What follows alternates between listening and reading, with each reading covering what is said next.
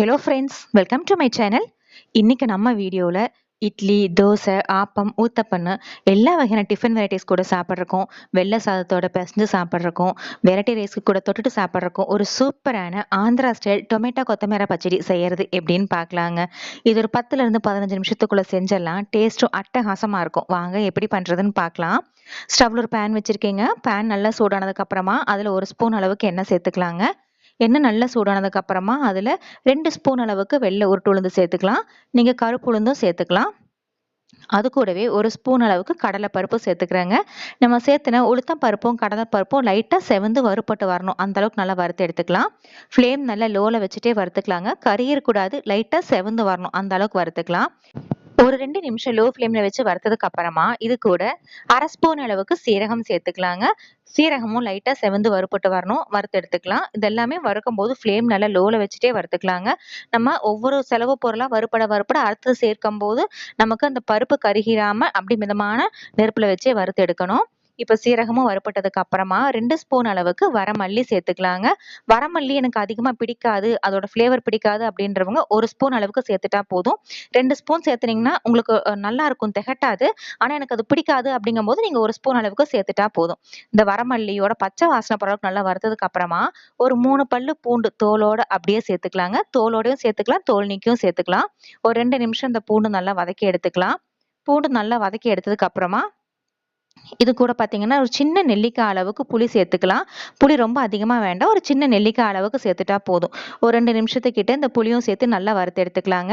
இப்போ உங்களுக்கு பார்த்தாவே தெரியும். நம்ம ஆரம்பத்துல சேர்த்துன அந்த பருப்புல இருந்து வரமல்லி, சீரகம் எல்லாம் அப்படியே ஒரே மாதிரி வறுபட்டு வந்திருக்கு. இந்த அளவுக்கு நல்லா வறுத்து எடுத்துக்கணும்.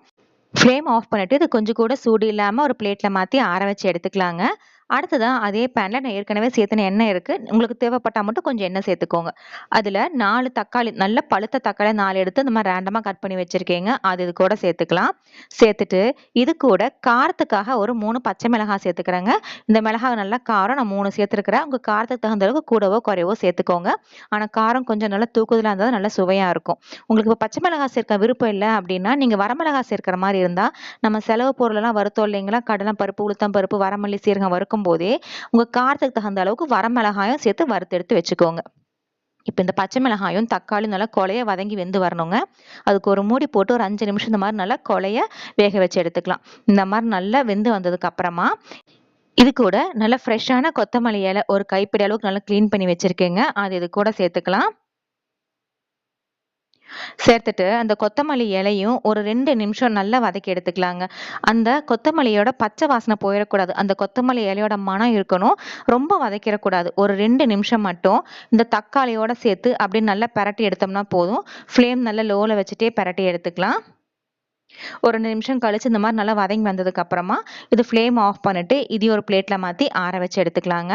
அடுத்ததா ஒரு மிக்சர் ஜார்ல ஏற்கனவே நம்ம வறுத்து ஆற வச்சிருந்த வரமல்லி, சீரகம், பூண்டு, கடலைப்பருப்பு, உளுத்தப்பருப்பு எல்லாத்தையும் சேர்த்துட்டு தண்ணி எதுவும் சேர்க்காம கொரகொரன்னு பொடிச்சு எடுத்துக்கணுங்க. இந்த மாதிரி கொரகொரப்பா பொடிச்சு எடுத்ததுக்கு அப்புறமா இது கூட நம்ம வதக்கி வச்சிருந்த தக்காளி, பச்சை மிளகாய், கொத்தமல்லி அது எல்லாத்தையும் இது கூட சேர்த்துக்கலாம். நீங்க விருப்பப்பட்டீங்கன்னா கொத்தமல்லி வதக்கும் போது 2 புதினா இலையும் சேர்த்து வதக்கிக்கோங்க. நல்ல மணமா சுவையா இருக்கும். அடுத்ததான் இதுக்கு தேவையான அளவு உப்பு சேர்த்துட்டு தேவைப்பட்டா மட்டும் தண்ணி சேர்த்துக்கலாங்க. தக்காளியில் இருக்கிற தண்ணியே போதுமானதா இருக்கும். நான் தண்ணி சேர்க்கல. இதெல்லாம் கொஞ்சம் லைட்டா கொரகொரப்புன்னு அரைச்சு எடுத்துக்கணும். ரொம்ப மைய வலுவலுன்னு இல்லாம லைட்டா கொரகொரன்னு அரைச்சு எடுத்துக்கலாம். அவ்வளவுதாங்க. சூப்பரான சுவையான ஆந்திரா ஸ்டைல் டொமேட்டோ கொத்தமல்லி பச்சடி ரெடி. இது சுட சுட சாதத்தோட நெய் விட்டு நல்லெண்ணெய் விட்டு சாப்பிட்டாலும் சரி, இட்லி தோசை கூட சாப்பிட்டாலும் அட்டகாசமா இருக்குங்க. ஃப்ரெண்ட்ஸ், நீங்களும் இந்த சுவையான ஆந்திரா ஸ்டைல் டொமேட்டோ கொத்தமல்லி பச்சடி ரெசிபியை ட்ரை பண்ணி பாருங்க. ட்ரை பண்ணி பார்த்துட்டு உங்க கமெண்ட்ஸ்களை சொல்லுங்க. உங்களுக்கு இந்த வீடியோ பிடிச்சிருந்துச்சுன்னா மறக்காம நம்ம சேனலுக்கு சப்ஸ்கிரைப் பண்ணுங்க, லைக் பண்ணுங்க, ஷேர் பண்ணுங்க. தேங்க்யூ.